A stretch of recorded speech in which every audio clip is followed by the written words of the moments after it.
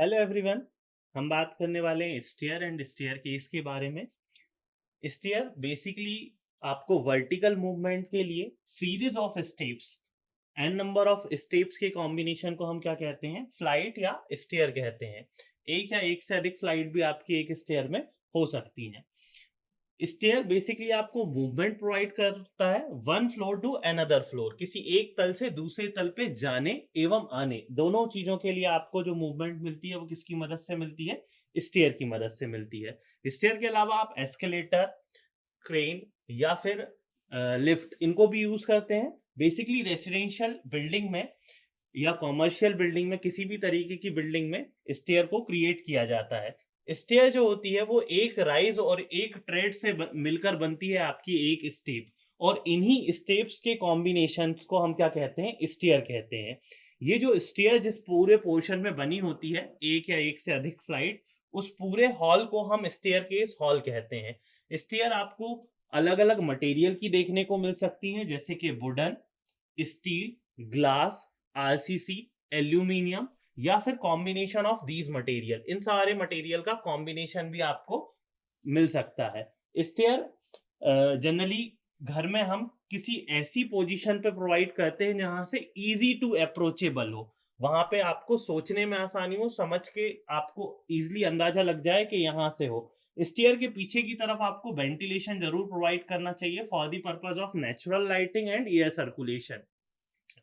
And साथ ही साथ आपकी स्टेयर की जो स्टैंडर्ड डायमेंशन है वो लेंथ के रिगार्डिंग, विड्थ के रिगार्डिंग और एज वेल एज हाइट के रिगार्डिंग वो फिलफिल होनी चाहिए। स्टेयर में आपका जो एक पोर्शन आता है बीच में, अगर आपकी दो स्टेयर है, दो फ्लाइट है, तो बीच वाले पोर्शन को हम हाफ स्पेस लैंडिंग कहते हैं। क्या कहते हैं? Half space landing.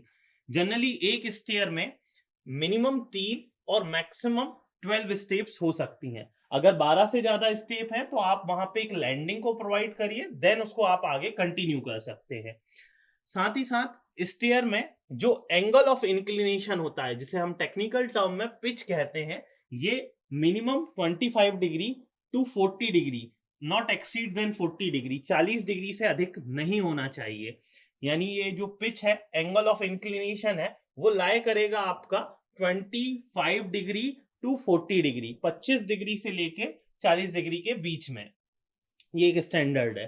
साथ ही साथ आपकी जो स्टेयर होंगी उसकी सफिशिएंट विड्थ होनी चाहिए। सफिशिएंट विड्थ का मतलब है, अगर आप कॉमर्शियल स्पेस में प्रोवाइड कर रहे हैं तो इसकी विड्थ कम से कम ऐसी होनी चाहिए कि 2 से 3 लोग ऊपर की तरफ जा रहे हों और 1 2 3 लोग नीचे की तरफ आ रहे हों, तो ट्रैफिक कंजप्शन ना हो, इजी टू गोइंग हो, जो गोइंग पाथ हो वो आपका आसानी से हो। अगर यही स्टेयर हम रेसिडेंशियल बिल्डिंग के लिए बना रहे हैं तो हम इसकी विड्थ को कुछ कम कर सकते हैं, फिर भी आपका सिंगल पर्सन ऊपर की तरफ जा रहा हो और सिंगल पर्सन नीचे की तरफ आ रहा हो तो इजीली क्रॉसिंग वहां पे पॉसिबल हो पाए। स्टेयर या स्टेयर केस में ये भी हम ध्यान देते हैं कि जो राइजर होता है, जैसे कि मैं आपको बताऊं कि जो स्टेप है आपकी, उसमें जो हॉरिजॉन्टल पोर्शन है that is called your trade,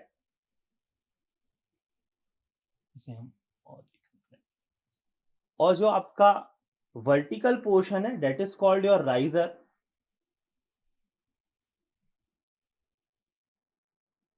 इस टोटल हाइट को हम कहते हैं राइज, क्लियर हाइट को हम क्या कहते हैं, राइज। तो जैसे कि मैंने शुरुआत में ही कहा वीडियो के, एक ट्रेड और एक राइज से मिलके बनती है आपकी एक स्टेप। क्या बनती है? एक स्टेप। और ऐसे एन नंबर ऑफ स्टेप के कॉम्बिनेशन को आप फ्लाइट कहते हैं। यही फ्लाइट आपकी स्टेयर या स्टेयर केस कहलाती है।